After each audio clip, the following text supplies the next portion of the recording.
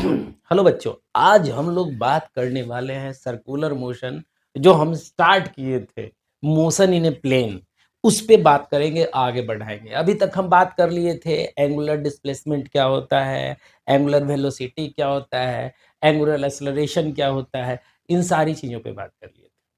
आज हम लोग बात करेंगे कि कैसे एंगुलर वेलोसिटी कैसे ये लीनियर वेलोसिटी से सिमिलर होता है।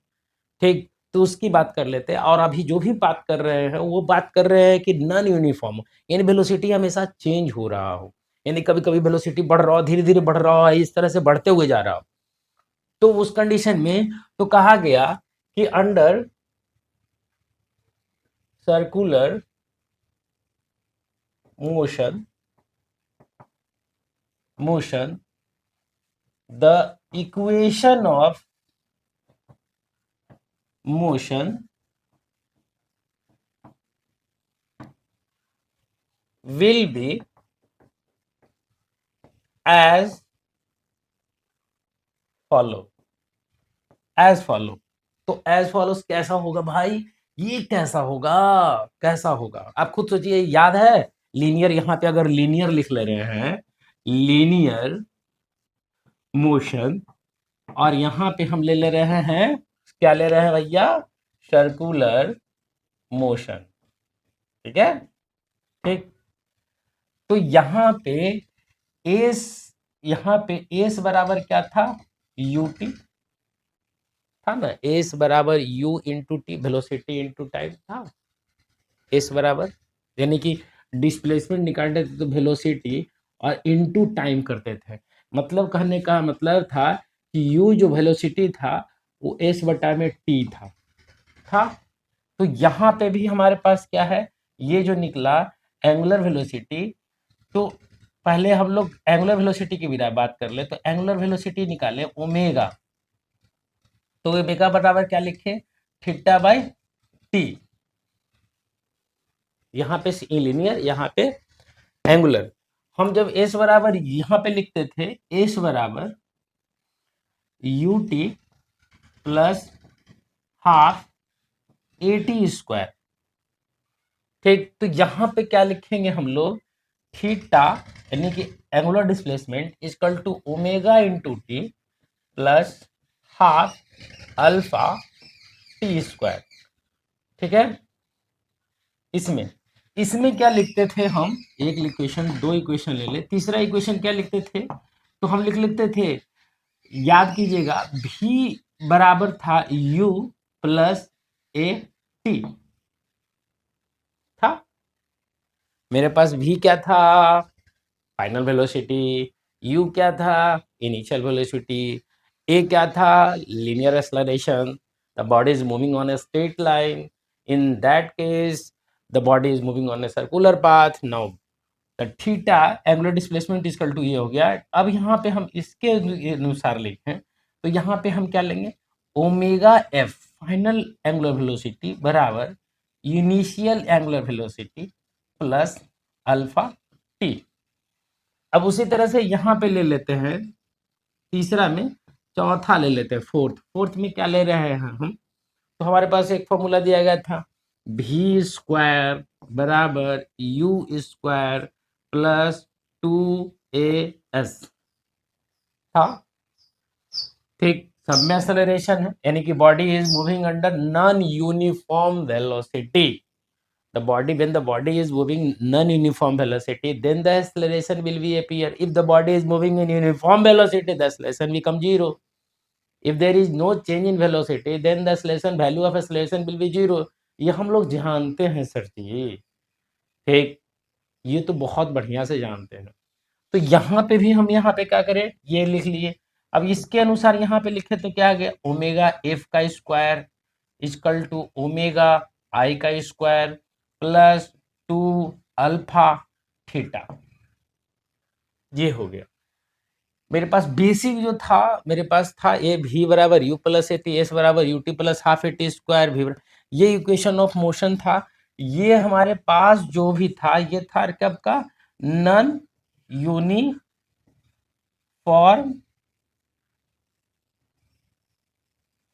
Circular motion. अब यहाँ पे क्या था? Non non uniform linear motion. ये हो गया मेरे पास कहानी। आज हम लोग इस ये मेरे पास इक्वेशन ऑफ मोशन की कहानी थी। आज हम लोग है ना इससे आगे की चीज को पढ़ेंगे। इससे आगे क्या पढ़ने वाले हैं तो उसकी बात कर लेते हैं। ठीक है, देखिए यहाँ पे आज हम लोग देखेंगे कि कैसे जब बॉडी कोई यूनिफॉर्म सर्कुलर मोशन में होता है, यूनिफॉर्म सर्कुलर मोशन में होता है, तो उस कंडीशन में चीजें कैसे काम करती हैं और क्या कहानी होता है। यानी कि बॉडी यूनिफॉर्म सर्कुलर मोशन की बात कर लें तो उसका हम डिफिनेशन दे तो हम क्या लिखें, ठीक, कि बॉडी कांस्टेंट स्पीड से चले। कांस्टेंट स्पीड मतलब क्या हुआ, कांस्टेंट स्पीड का मतलब हुआ कि if a body is moving 10 kilometre per hour then the body will be travel 10 kilometre in next 1 hour. समझ में आ रहा है?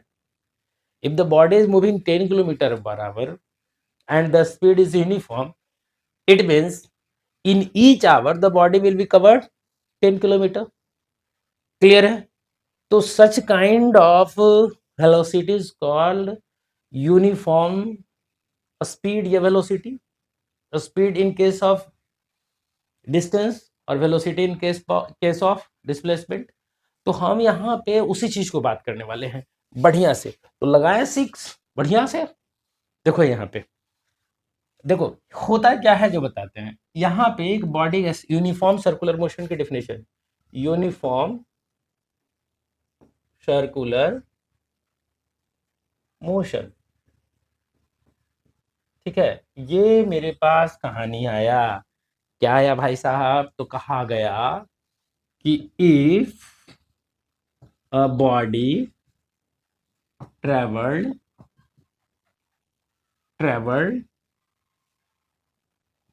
equal distance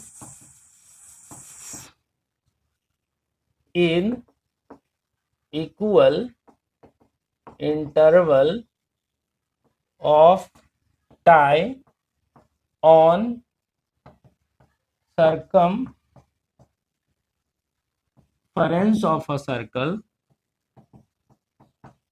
then the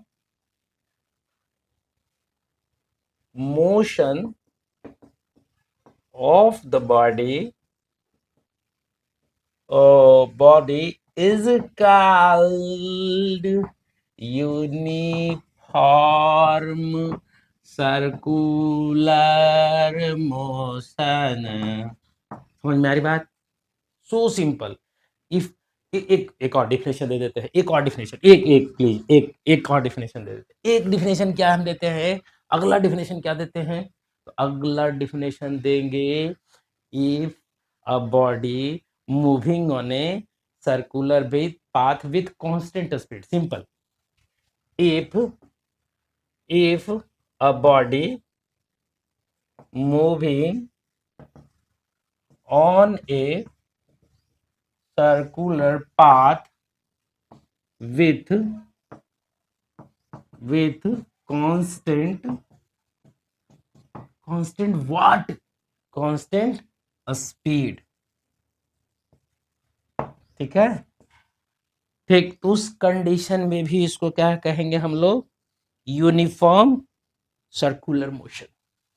click हो गया। अब यूनिफॉर्म सर्कुलर मोशन में कुछ टर्म आया सर, वो टर्म क्या है उसकी बात कर लेते हैं।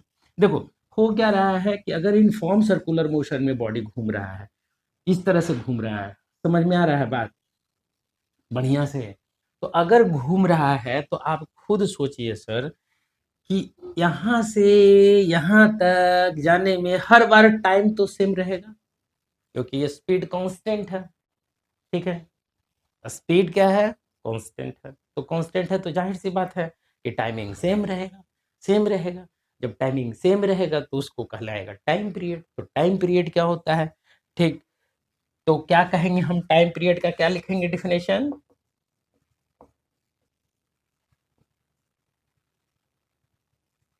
टाइम पीरियड, टाइम टेकन, ठीक है, टू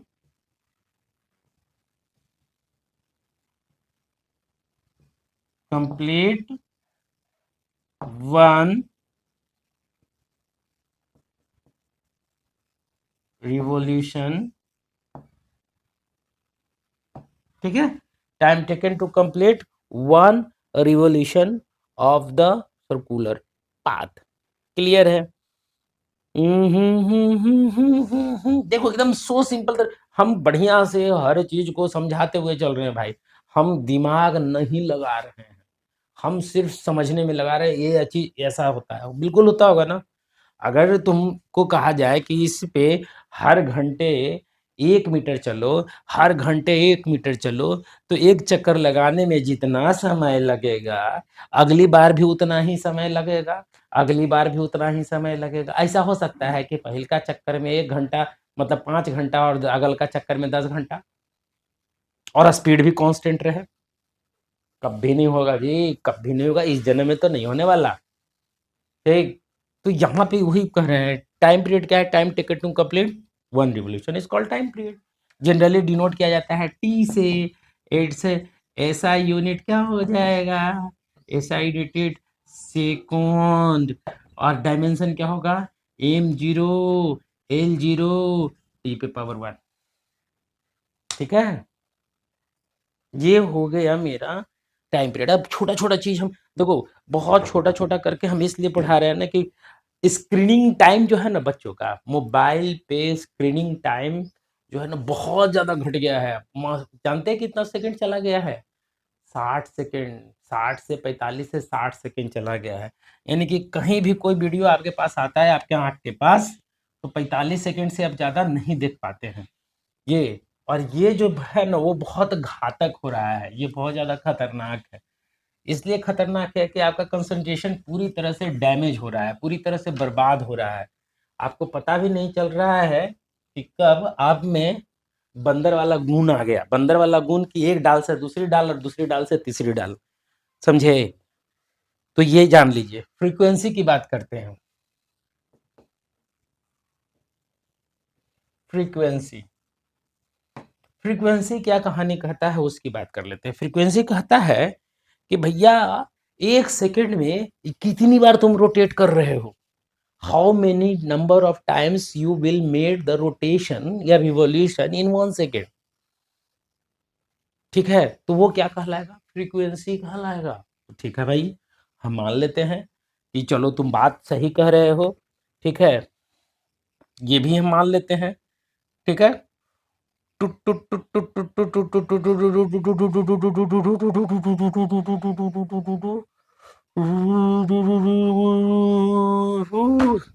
चले, चलो लिख लेते हैं frequency.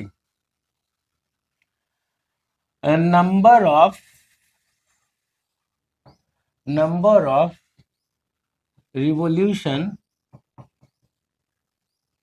revolution made by the particle in 1 second is called its frequency। ठीक है, और इसका यूनिट क्या हो जाएगा sir? It's SI unit is हर्ज और पर सेकेंड। अब ये पर सेकेंड की क्या कहानी है? अब देखो यहाँ पे हम बता रहे हैं, समझा रहे हैं। मान लो कि एक पार्टिकल है, एक सर्कुलर पाथ पे घूम रहा है। एक पार्टिकल है जो सर्कुलर पाथ पे घूम रहा है सर, घूमे जा रहा है, घूमे जा रहा है, मजा में घूमे जा रहा है। कहा गया कि 1 सेकेंड में 50 बार घूमता है। कितनी बार? 50 टाइम्स। तो 1 सेकेंड में 50 टाइम्स, मैंने कि 1 सेकेंड में 50 टाइम्स घूमता है। ठीक, तो वो क्या कहलाएगा उसका? फ्रीक्वेंसी। बिल्कुल। तो हम इस चीज को कैसे लिखें? हम यहाँ पे लिख रहे हैं कि इफ एफ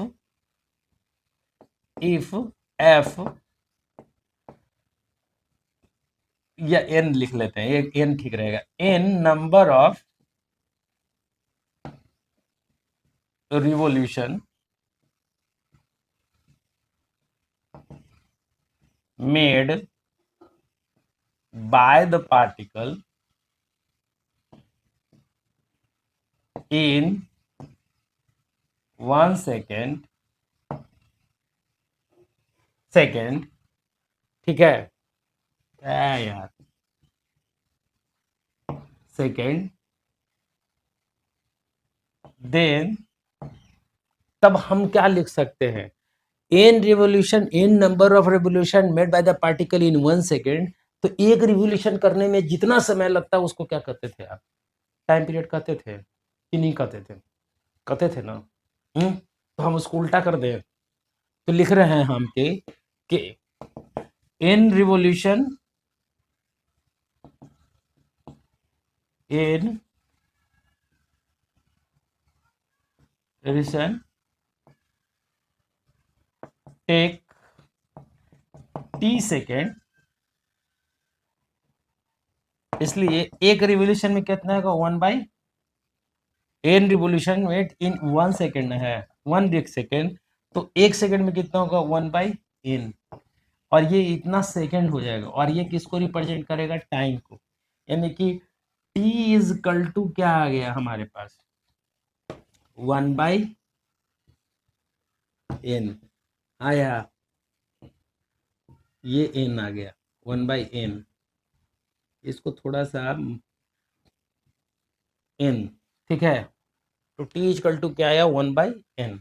अब इसका हम एक रिलेशन निकालते हैं, किससे, एंगुलर फ्रीक्वेंसी से, एंगुलर वेलोसिटी से या एंगुलर वेलोसिटी से, ठीक है। मान लो कि बॉडी घूम रहा है एक सर्कुलर पाथ पे, तो जाहिर सी बात है कि सेंटर के साथ कुछ एंगल भी बनाता हुआ चल रहा होगा, निश्चित तौर पे बना रहा होगा एंगल, ठीक। तो उसके एंगल के साथ इसका क्या रिलेशन है, उसकी बात कर लेते हैं, ठीक है।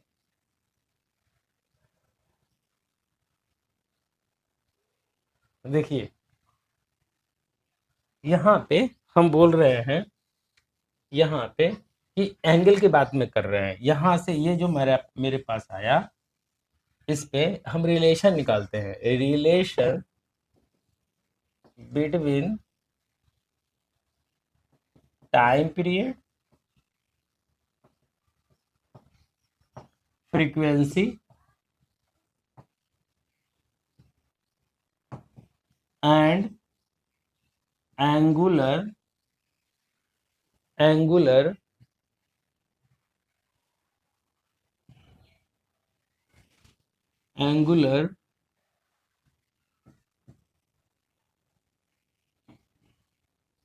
वेलोसिटी। देखो यहाँ पे ये हमारे पास आज का टॉपिक का एक सेकंड टॉपिक चला है, हम आज पर जानेंगे कि कैसे दोनों के बीच में रिलेशन है। अब खुद सोचो, यहाँ पे बात कर लेते हैं, तो देखो, तो यहां से हम अगर बोले, देखिए ध्यान से समझिएगा, चीजों को समझने का प्रयास करना है हम लोगों को। Body is moving on a circular path with uniform velocity, uniform speed, in that case what we have, तो अगर मान लो कि ये यहां से यहां तक एक रिवोल्यूशन करता है, तो टोटल एंगल कितना बनाता है, तो एंगुलर डिस्प्लेसमेंट कितना हो जाएगा, तो हम लिखें कि लेट एंगुलर डिस्प्लेसमेंट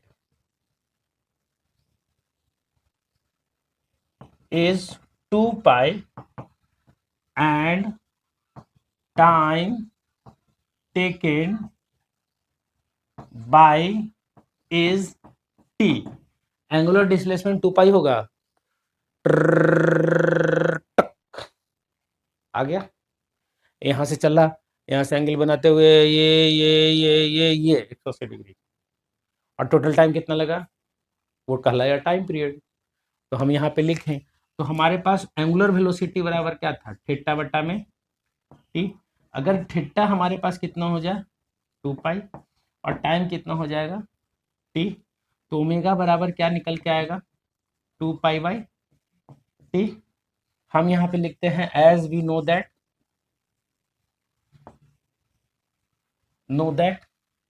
अब थीटा बाई टी हमको पता है कि टी जो है 1/n के बराबर है, तो यहाँ पे हम लिखें ओमेगा बराबर 2 पाई इंटू 1/t, और 1/t की जगह पे अगर ये पुट कर दें, 1/t यानी कि ये है मेरे पास, तो t की जगह पे अगर ये पुट कर दो तो ये वाला ऊपर चला जाता है।